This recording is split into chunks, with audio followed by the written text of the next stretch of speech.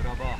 Hello from Side, or exactly Sunset Beach Club Side, Antalya, 22nd of October, 25-26 degrees seawater temperature, and the same in the air, 25-26.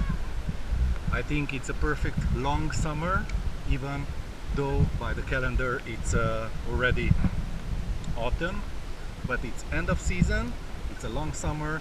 The tourists are enjoying in big numbers, yeah, the beautiful weather, and I think it's a perfect time for next year. You can think about it. Hopefully the pandemic gonna be over, will be more easy to travel, and you can book your holiday even for the end of the summer. Maybe the second holiday. The first one can be in the spring if you want, beginning of summer, and the second one, why not, with much better prices, with last minute and good offers, might be and can be easily can be in the end of the season, mid of October.